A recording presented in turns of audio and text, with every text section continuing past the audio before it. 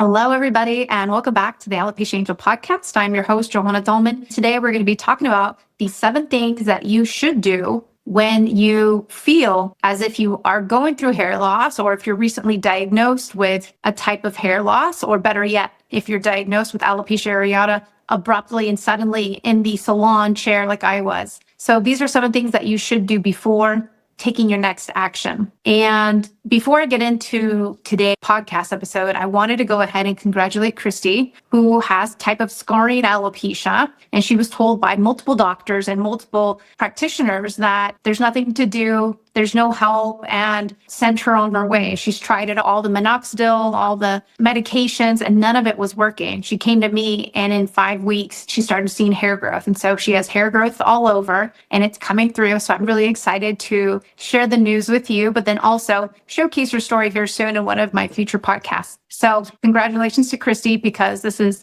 a big achievement. And whether you are diagnosed with scarring alopecia, autoimmune alopecia, or a different type of hair loss, know and believe that you can heal, because it is possible. And I think we're going to go ahead and start with that one. That one, I was actually leaving it towards the end, but I'm going to go ahead and start with that one. That believing and knowing that you can heal is part of the process, is part of the recipe. Because if you don't believe you can, then that also negates anything else that you may choose to do or not do. And so that's a big part of it too. You have to believe in your goals. You have to believe in yourself. You have to believe in that next step, so that you can see the results. And as one person told me here recently, it takes confidence to heal alopecia, but we don't garner confidence out of nowhere. We garner it from taking first the courage. And so first you need the courage, and then you can take and get the confidence. So for example, we'll put this very simple terms of, let's say when a baby's learning how to walk. First, they have the courage,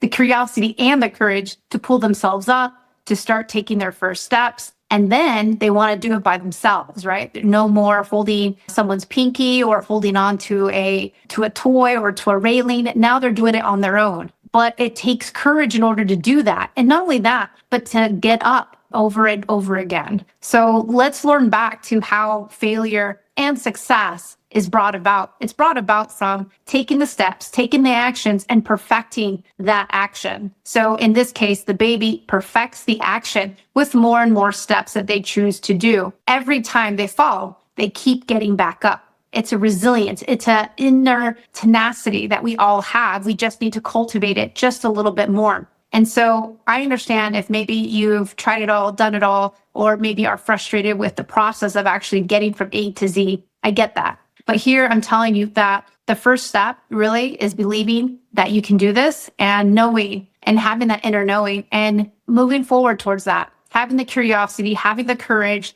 And then from there, you garner the confidence. So just like in the baby, after so many steps, after walking perfectly, they start to run. Is that not right? They start to run because now they have confidence, not just in walking, but now in running as well. That's where the steps happen in terms of curiosity to courage, then to confidence. We gain the confidence by doing things that we haven't done before. The baby's never run before. It's never done a marathon. But at the same time, each step, each baby step takes them in the direction of running, of perfecting the walk, of putting one foot in front of the other. And that's how this happens. So I would say here with these 7 things that you need to know when you have hair loss, the first one would be to believe and know that you can do this. To believe and know that you can heal naturally, because naturally is the way to do it. You can't heal with medications. And really, even if you were to have hair growth with medications, it's not necessarily going to be long-term. At some point, that medication is going to backfire on you. We're not meant to be on medications or on minoxidils or Rogaines or anything else long-term. It's not meant for us to do that. From a chemical level, from a toxicity level, to how our body functions, we're supposed to be functioning naturally and be able to be resilient in times of hair loss and other diagnoses. But at the same time, we also need to learn how to support the body. And this is part of the situation, is that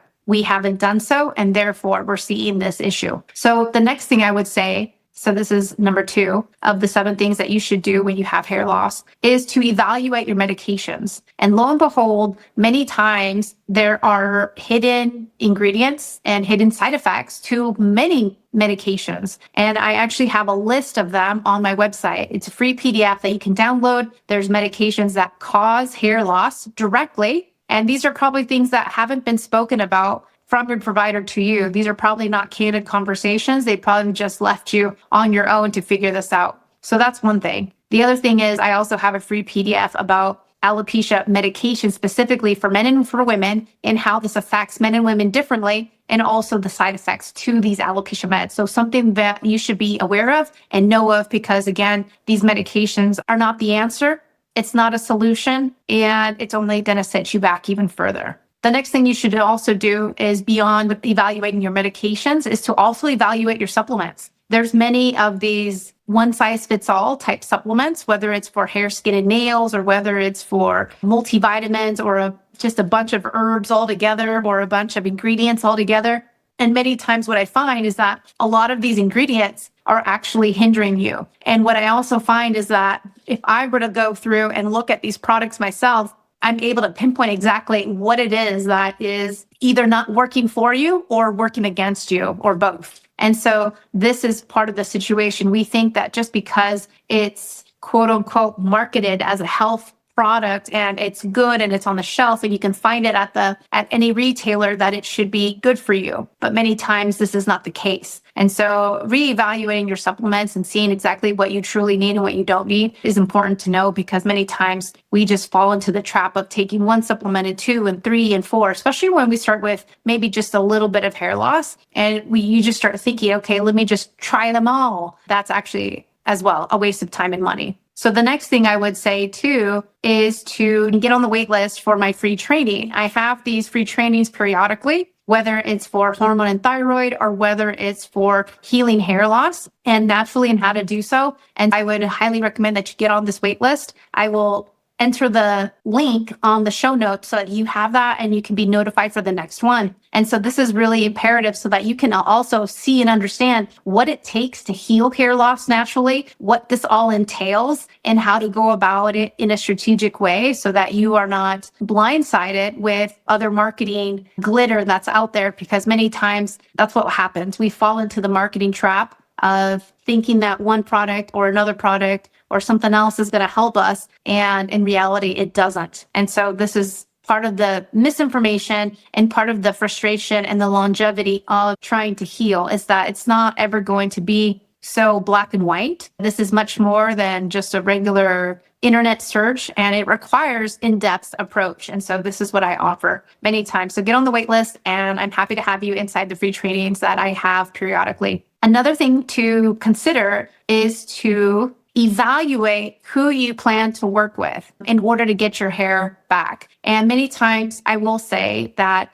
it's so valuable to work with somebody because there could be an underlying cause. If this was so simple, there wouldn't be millions of people suffering from it. If this was such an easy solution, there wouldn't be millions. And when I say millions, there's over 6 million people in the US alone that are dealing with alopecia, the autoimmune hair loss in the US. In the UK, you have another 3 to 5 million. In Australia, you have another million. In Canada, you also have another hefty, maybe 5 to 10 million. And so it's not a small number. It's not a small percentage of people who are dealing with autoimmune alopecia. But beyond autoimmune alopecia, you have other types of hair loss too, where people are absolutely distraught, absolutely devastated with their situation. And if it was so simple with one pill or one serum or one extra supplement, then we wouldn't be here. Because in reality, it takes more than that. This is what I go into and I decipher inside the free training. But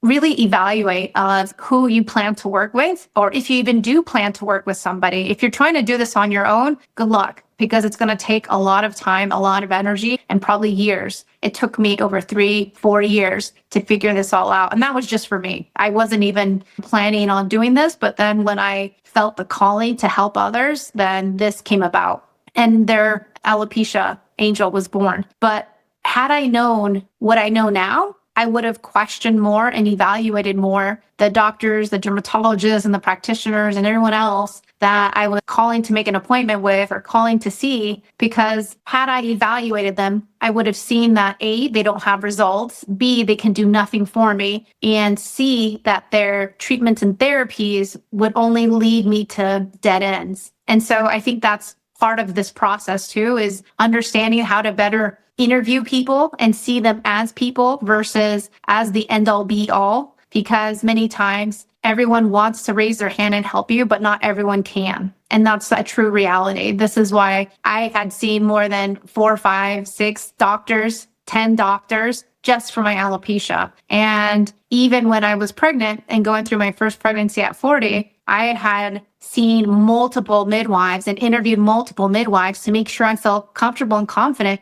with the midwife, because in the Netherlands where I was having my baby, I didn't have access to a doctor. So I needed to feel very confident and comfortable with the midwife. And lo and behold, thankfully it all worked out. But at the same time, this is your opportunity to do your due diligence and start asking those heavy questions. Like, do they have results? Do they have testimonials? Do they have before and after pictures? Just the same, if you were going to go in for surgery, if you were going to go in for breast implants or plastic surgery of any sort, or even a liposuction, you want to see before and after pictures. You don't want to go into a doctor thinking that they can do the job and not have seen their work. And just the same way, like if you're going to get your car detailed or if your house painted or anything else, you want to be able to see before and after pictures of other properties or of other cars that they've worked on, so that you can see the quality of their work and that, yes, they are capable and competent to do this service. And like I said, everyone wants to help, but not everyone can. It's not just in healthcare, but it's in everything else. And so at the level and at the caliber that you want that help, this is where we need to start asking better questions and really evaluate, can this dermatologist, doctor, practitioner, health coach, etc., get us to the finish line? Can they, and do they have the results? Do they have the strategy? Do they have the wherewithal and the knowledge and the expertise and the experience? Because if not, this is a red flag. What I've seen too, most recently especially, is that many of my clients, many of them have been dealing with a lot of people, doctors, practitioners, health coaches, etc., where they've gone in to see them for their alopecia, for their hair loss, regardless of the hair loss type. And it's been months and years that they're working with this practitioner and no results. A lot of times it's because of the lack of experience, lack of expertise, and the lack of the toolkit. And when I say about the toolkit, it's really understanding like what's next, what needs to happen, and how to truly evaluate the person so that you can get them the speedy results that they're looking for, because that's what they're paying you for.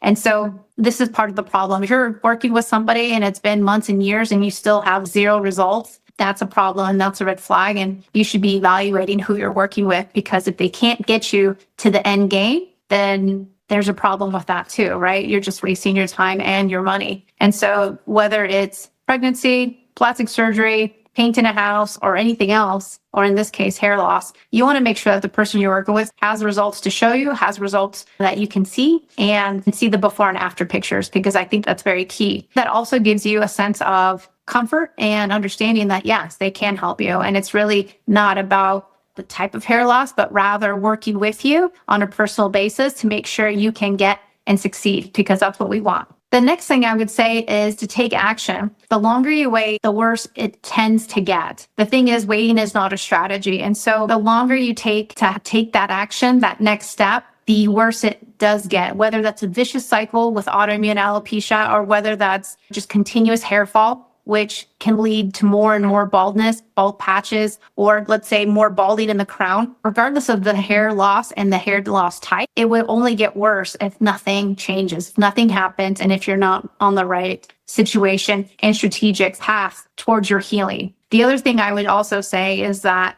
get inspired. Get inspired with what is possible. There's a lot of negativity online. There's a lot of negativity in general when it comes to a diagnosis, when it comes to what medical textbooks say, when it comes to what even doctors say and their limiting beliefs. And I would say that a lot of times their limiting beliefs are being imposed on you. For example, when I saw my doctor in the Netherlands first for my hair loss, she said, she shrugged her shoulders. She's like, Johanna, I've got nothing for you. Just stop wearing your hair in a ponytail. This is with a very clear bald patch in the back of my head. And what happened? Another bald patch. And then what happened? Another bald patch. I was trying to figure out what to do next. But the thing is, like, time doesn't wait. And as I mentioned, things kept progressing. Things were getting worse. And this doctor said, sorry, I got nothing for you. And so many times when, let's say, a doctor, a dermatologist, or anyone else say they can't do anything for you, they can't help you,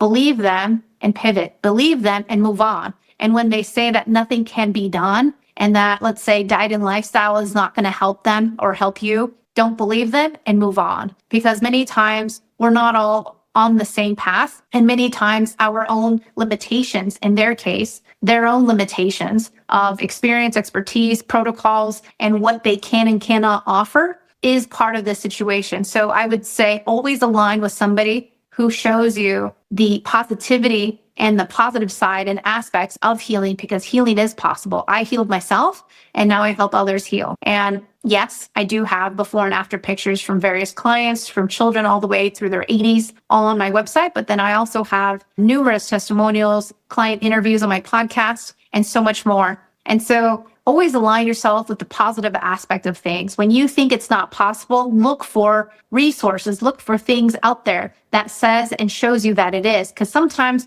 we're just lacking a little confidence. We're just lacking the courage to go and move forward and take that next step. We all have the curiosity, right? For the most part, it's just we need the courage to take the next step. From the courage, then we gain the confidence. And then it just becomes second nature. Look at me and look at all my other clients. It's just like hair growth, abundance, and thriving health. This is what I want for you. I know it's possible. And it's just about taking that next step in terms of getting your healing and knowing exactly what you need to do in order to do so. I hope these 7 things of what to do with your hair loss situation helps you now, because had I known how to evaluate the practitioners in my life, had I known to ask better questions, I would have saved myself a lot of time and money. And I just would have had those candid conversations over the phone with the receptionist, because that's an easy yes or no answer. Do you have results to show for it? Yes or no. Do you have before and after pictures? Yes or no. If you don't, okay, move on. Boom. Just would have simplified the trajectory, and it would have allowed me more time to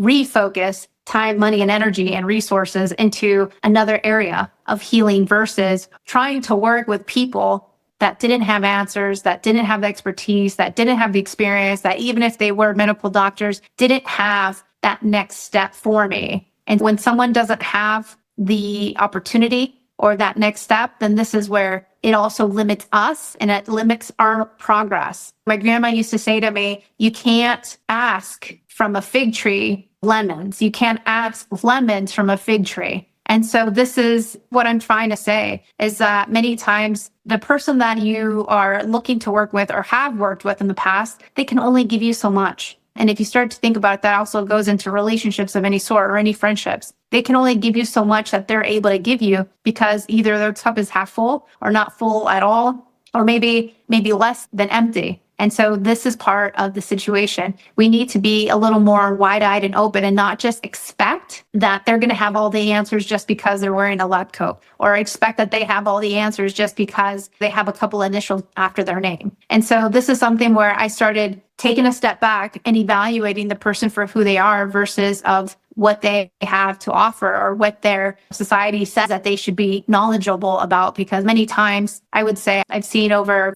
6, 7 doctors for my alopecia, and yet none of them were able to give me answers, and none of them were able to give me best next steps. None of them helped me on the healing process, except for seeing that none of them were helping. And then you just keep pivoting, you just keep moving, you just keep forward. But that forward momentum is exhausting. It is challenging, and it does take a hold of your time and money and the expenses that incur with that, especially if it's out of pocket, like it was for me. So had I known these 7 things, I would have done things a lot more seamlessly. So I hope they help you. If you have any questions or concerns, feel free to reach out to us anytime. You can email us, and also subscribe to our podcast and write a review and help us to get more news out there. So share this with your friends and your family and anyone in your community, because I know everyone knows somebody with hair loss. Thank you so much. Take care. Thank you for listening to the Alopecia Angel podcast, a positive light in healing alopecia. You can do this and we can help. Spread the word that reversing alopecia is possible by telling your friends and family.